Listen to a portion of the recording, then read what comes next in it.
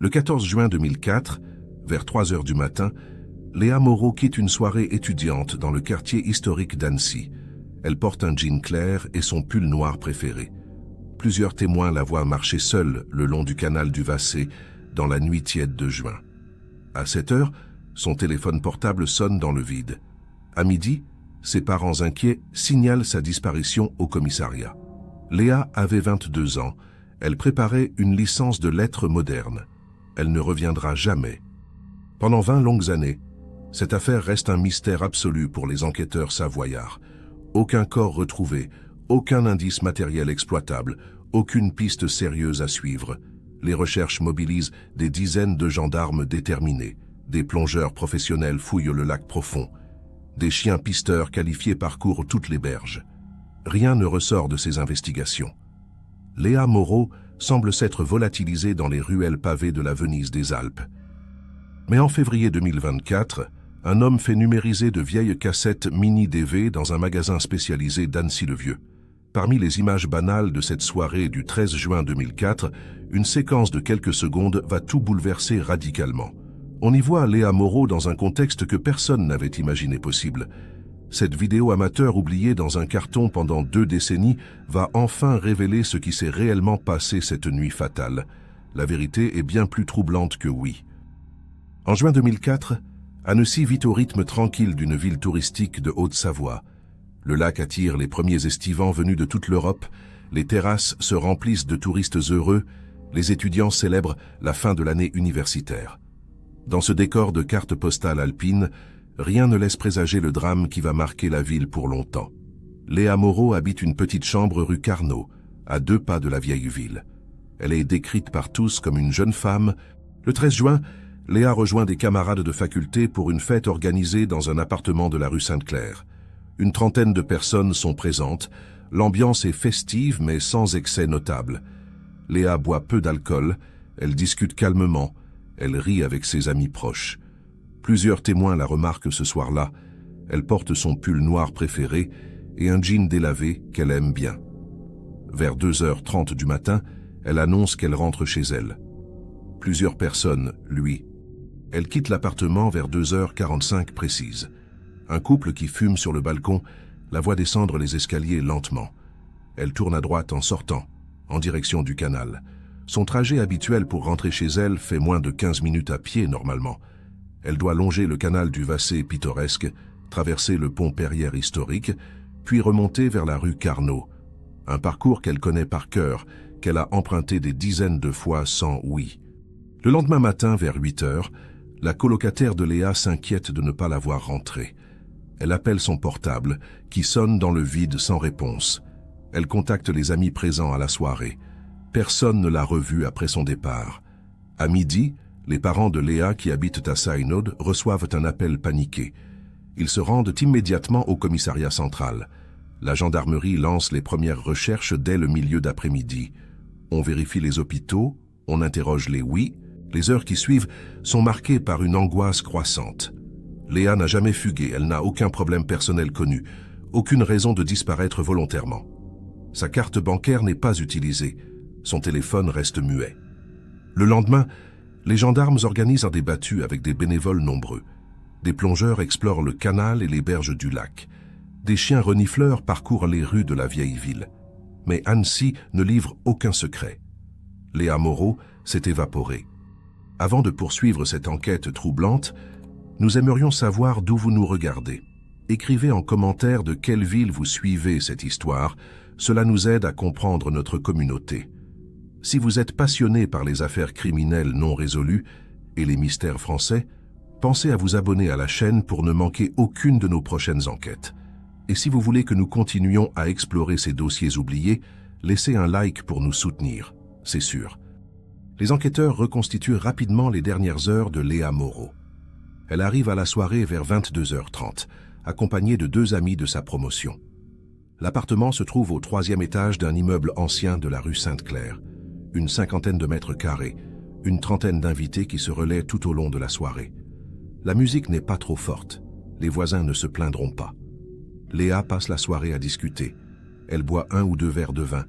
Vers minuit, elle sort fumer une cigarette sur le petit balcon donnant sur la rue. Elle est rejointe par Julien Ferrand, un étudiant en histoire qu'elle connaît peu. Ils discutent une dizaine de minutes de sujets anodins, de leurs examens passés récemment. Julien retourne à l'intérieur. Léa reste encore un moment dehors seule. Elle observe les ruelles pavées, les lampadaires qui éclairent les façades colorées. Elle semble parfaitement calme. Rien dans son attitude n'évoque un trouble ou une. Vers 2 heures du matin, Léa échange quelques mots avec Camille Dubois, une proche amie depuis le lycée. Elle lui confie qu'elle est fatiguée, qu'elle va bientôt rentrer chez elle. Camille lui propose de dormir sur place. Il y a de la place sur le canapé. Léa refuse gentiment, elle préfère retrouver son lit confortable. Elle se donne rendez-vous pour un déjeuner la semaine suivante. Ce sera la dernière conversation que Camille aura avec son amie. À 2h45 exactement, Léa, le couple qui fume sur le balcon, la voit descendre l'escalier. Thomas Leroux et sa compagne Sophie remarquent qu'elle marche normalement, sans difficulté apparente. Elle ne semble ni inquiète ni pressée de partir. Elle tourne à droite, en sortant de l'immeuble, en direction du canal du Vassé. C'est la direction logique pour rejoindre son domicile rue Carnot. Après cela, plus personne ne témoignera l'avoir vue vivante. Léa Moreau disparaît dans les ruelles endormies d'Annecy. Le temps de cette... À 3h20, un automobiliste qui rentre chez lui traverse le pont Perrière. Il ne remarque rien d'anormal, aucune présence suspecte sur les quais. Les ruelles sont désertes, comme souvent à cette heure dans le centre historique. Les commerces sont fermés depuis longtemps. Les touristes dorment dans leurs hôtels. Seuls quelques noctambules rentrent chez eux après les soirées. Le silence règne sur les canaux, sur les pavés humides.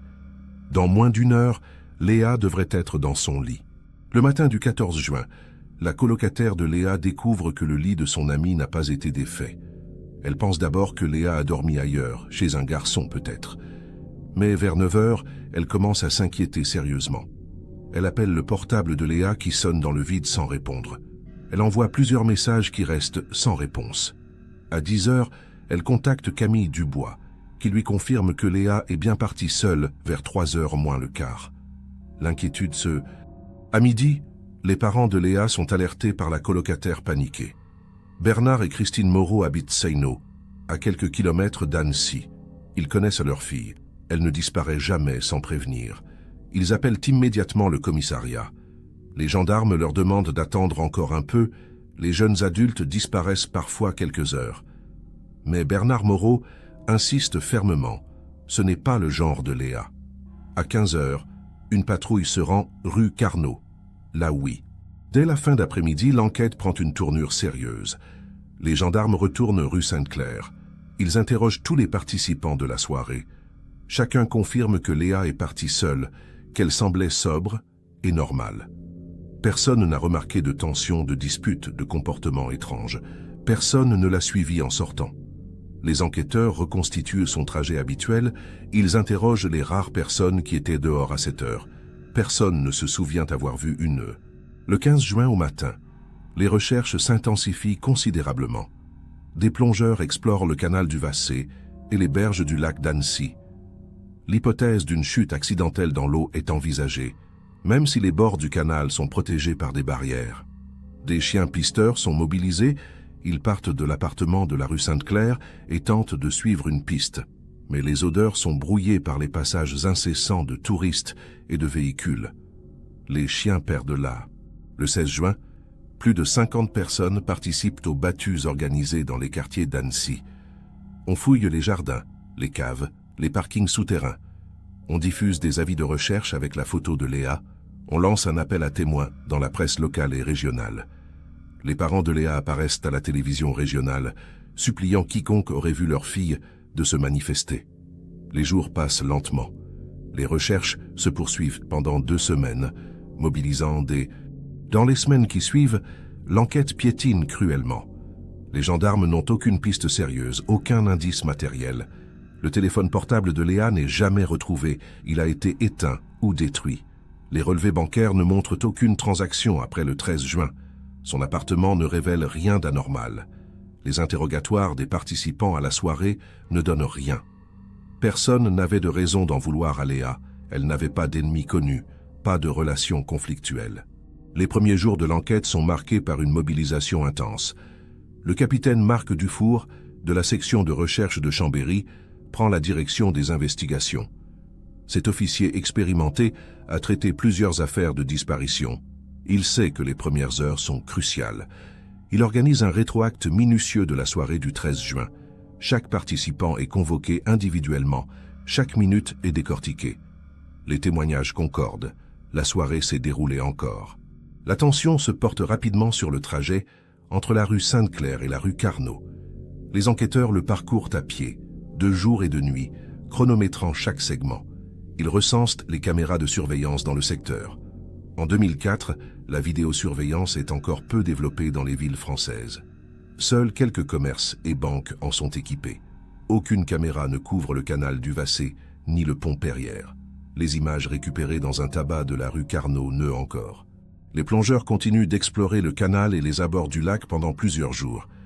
Le canal du Vassé est dragué sur plusieurs centaines de mètres, sans résultat. Les berges du lac d'Annecy sont inspectées minutieusement, notamment les zones moins fréquentées au nord de la ville. L'hypothèse d'une noyade accidentelle est envisagée, mais les spécialistes la jugent peu probable. Léa marchait normalement en quittant la soirée, elle n'était pas ivre. Et les berges du canal sont protégées, les enquêteurs interrogent tous les hommes présents à la soirée, en particulier ceux qui ont discuté avec Léa. Julien Ferrand, l'étudiant en histoire qui a fumé avec elle sur le balcon, est longuement entendu. Il explique qu'ils ont simplement parlé de banalité, qu'il est retourné à l'intérieur et ne l'a plus revu. Son alibi pour les heures suivantes est vérifié. Plusieurs témoins confirment qu'il est resté à la soirée jusqu'à 5 heures du matin. Aucun élément ne permet de le suspecter. Les Cora. L'entourage proche de Léa est passé au crible. Les enquêteurs vérifient si elle avait un petit ami, une relation amoureuse compliquée. Ils interrogent ses parents, sa colocataire, ses amis de faculté. Tous décrivent une jeune femme équilibrée, sans problème particulier. Elle n'avait pas de relation sentimentale au moment de sa disparition. Elle ne consommait pas de drogue, elle buvait peu. Elle était investie dans ses études, elle avait des projets d'avenir. Rien dans sa vie ne suggère une oui. Les gendarmes élargissent leurs recherches. Ils interrogent les chauffeurs de taxi en service cette nuit-là, les gens qui rentrèrent de soirée, les employés de nuit des hôtels du centre-ville. Quelqu'un a forcément vu quelque chose. Mais les témoignages sont rares et imprécis. Un homme se souvient avoir croisé une jeune femme près du pont Perrière, mais il n'est pas certain de l'heure ni de la description. Une autre personne dit avoir entendu des éclats de voix près du canal, mais elle ne peut. Le capitaine Dufour organise une reconstitution du trajet de Léa. Le 28 juin, à la même heure que la nuit de la disparition, une jeune femme de la même taille et du même gabarit parcourt le chemin entre la rue Sainte-Claire et la rue Carnot. Des gendarmes en civil observent, chronomètrent, notent les zones d'ombre, les recoins où une agression aurait pu avoir lieu. Le trajet prend exactement 13 minutes. Plusieurs endroits le long du canal offrent une certaine discrétion, mais sans témoin. L'été 2004 avance, et l'espoir de retrouver Léa vivante s'amenuise. Les recherches se poursuivent, mais avec moins d'intensité.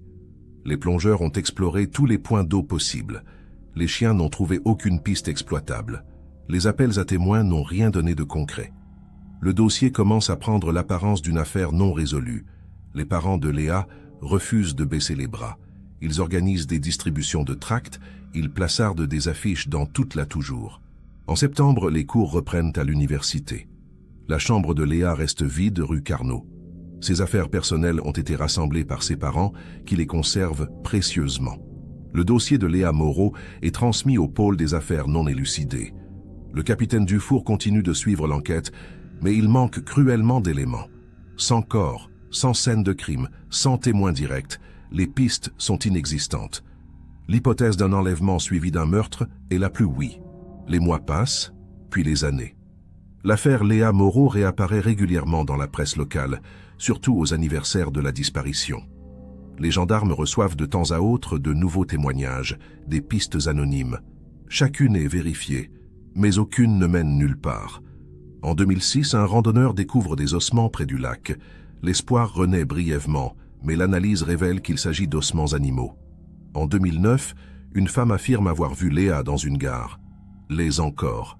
Les parents de Léa vieillissent dans l'attente. Christine Moreau refuse de vider la chambre de sa fille dans leur maison de Sénaude. Chaque année, le 14 juin, ils organisent une petite cérémonie près du canal du Vassé. Quelques proches se joignent à eux. Ils déposent des fleurs, ils se souviennent. Léa aurait 30 ans, puis 35, puis 40. Elle est figée dans leur mémoire à 22 ans, dans son pull noir et son jean clair. Le capitaine Dufour, lui, prend sa retraite en 2018. Au fil des années, plusieurs pistes sont explorées puis abandonnées. En 2005, un homme est arrêté dans la région pour une agression sexuelle. Les enquêteurs vérifient s'il pourrait être lié à la disparition de Léa.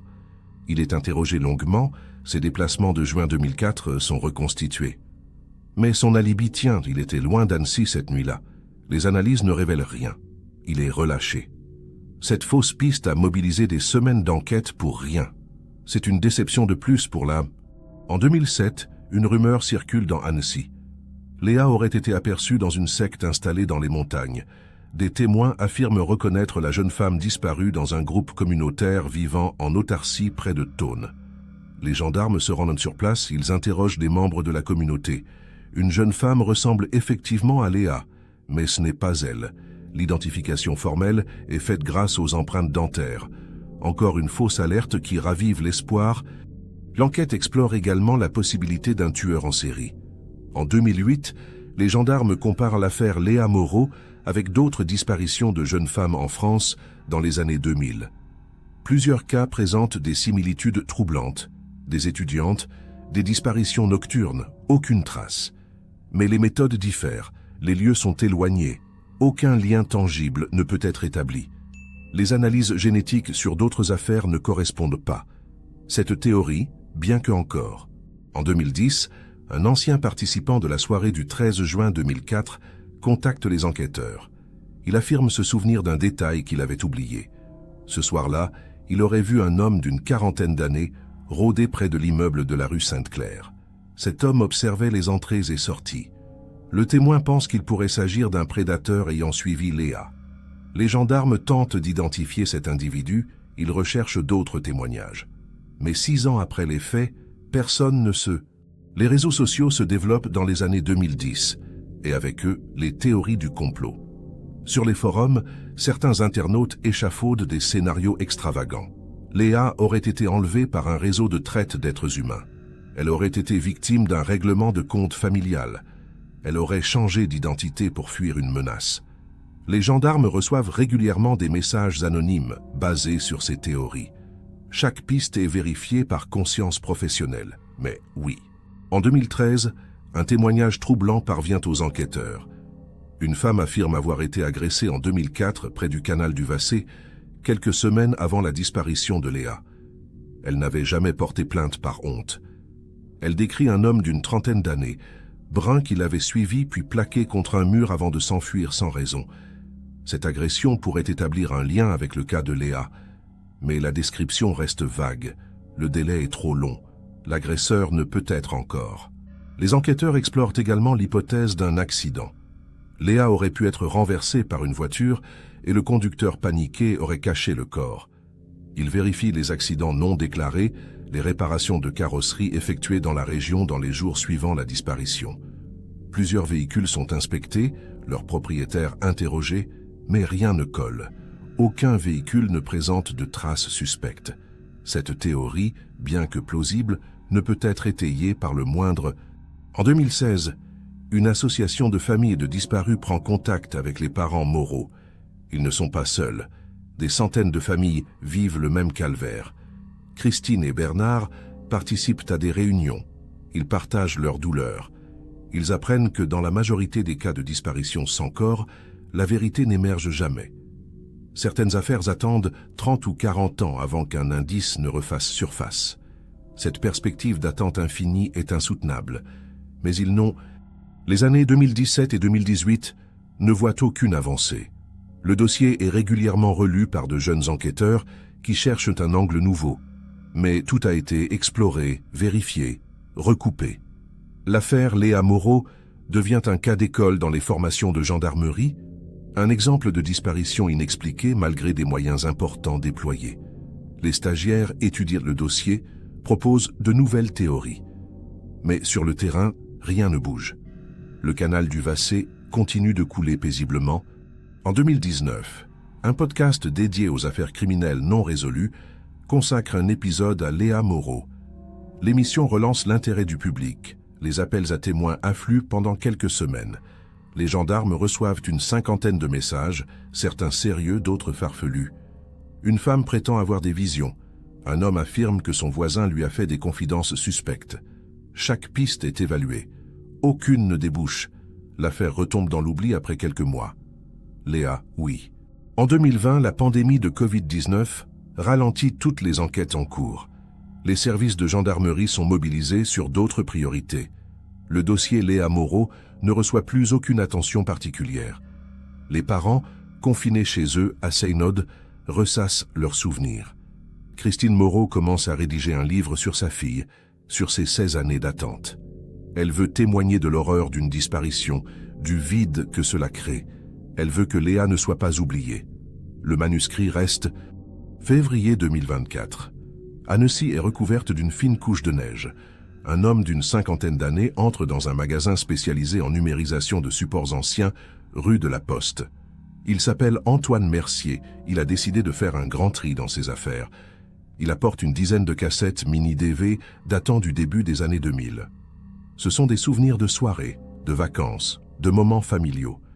Il veut les convertir en fichiers numériques avant que les bandes ne se cessurent. 3 jours plus tard, le technicien visionne les cassettes pour vérifier la qualité des images avant la numérisation. Il parcourt rapidement les contenus, s'assurant que le transfert sera optimal. Sur la 7e cassette, il reconnaît des images d'une soirée étudiante. On y voit un appartement bondé, des jeunes qui discutent, qui rient. La caméra balaye la pièce, capture des visages anonymes. À la 6e minute de la bande, la caméra s'attarde quelques secondes sur un balcon. 2 personnes. Mais quelques images plus loin, vers la 10e minute, une autre séquence attire son œil. La caméra filme une discussion près de la sortie de l'appartement. On voit la même jeune femme en pull noir enfiler un blouson. Elle dit au revoir à quelqu'un hors champ. Puis elle sort de l'appartement. La caméra la suit maladroitement dans l'escalier. On la voit descendre quelques marches. Puis l'image se coupe. Le caméraman a dû éteindre ou changer de séquence. Le technicien continue son travail sans y. Antoine Mercier récupère ses fichiers numériques début mars. Chez lui, il commence à visionner les souvenirs. Il sourit en revoyant ses soirées d'il y a 20 ans, ces visages qu'il a parfois perdus de vue. Quand il arrive à la cassette de la soirée du 13 juin 2004, des souvenirs lui reviennent. C'était chez un ami de la faculté, rue Sainte-Claire. Il se souvient que quelques jours après, tout le monde avait appris la disparition d'une étudiante qui était présente ce soir-là. Il revoit les oui. En visionnant les images, Antoine Mercier reconnaît soudain Léa Moreau. C'est elle sur le balcon. C'est elle, près de la sortie. Il fige l'image, le cœur battant. Pendant 20 ans, il a complètement oublié avoir filmé cette soirée. La cassette était restée dans un carton avec des dizaines d'autres, au fond d'un placard. Il ne l'avait jamais revisionnée. Et maintenant, il réalise qu'il détient peut-être des images cruciales. Il poursuit le visionnage, attentif à chaque seconde. À la 12e, la caméra, après avoir filmé Léa descendant l'escalier, s'est rallumée quelques minutes plus tard. Antoine avait dû la poser sur une table en continuant à filmer par inadvertance. L'image est mal cadrée, on voit le plafond, un coin de fenêtre, mais on entend distinctement des voix. On entend quelqu'un dire un nom, on entend une discussion brève, quelques phrases échangées. Antoine monte le son, il réécoute plusieurs fois. Les voix sont étouffées, mais audibles. L'une d'elles pourrait être celle... Antoine Mercier se lève, marche dans son salon, hésite. Il sait qu'il doit contacter la gendarmerie, mais il a peur d'être ridicule, de déranger pour rien. Il réécoute encore la séquence audio. Il est presque certain d'entendre le prénom de Léa prononcé distinctement. Il décide de franchir le pas. Le lendemain matin, il se présente à la gendarmerie d'Annecy. Il explique sa découverte à l'accueil. On le fait attendre. Puis un gradé le reçoit, écoute son récit. Le gendarme prend des notes, l'air, mais Antoine insiste. Cette cassette n'avait jamais été mentionnée lors de l'enquête. Il ne savait même pas qu'il l'avait filmée. Le gendarme accepte de prendre une copie du fichier numérique. Il promet de le transmettre au service compétent. Antoine Mercier rentre chez lui, soulagé d'avoir fait son devoir de citoyen.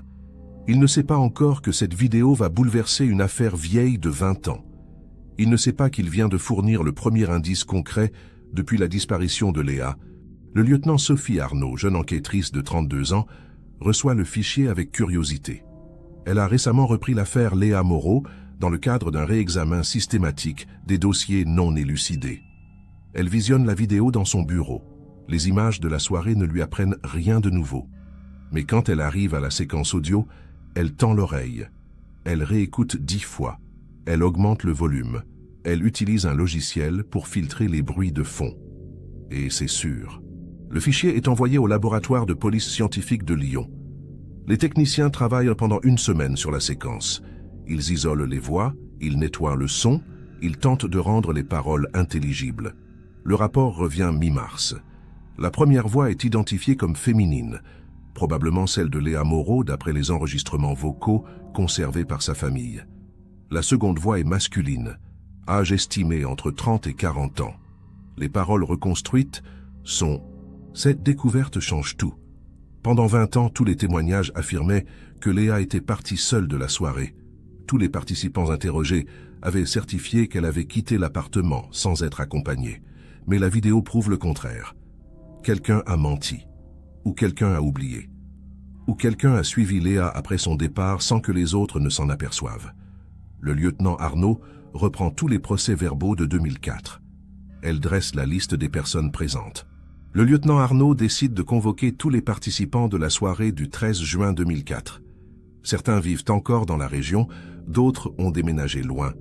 Elle commence par ceux qui ont été filmés sur la vidéo, ceux qui étaient proches de la sortie quand Léa est partie. Le premier interrogatoire a lieu fin mars 2024.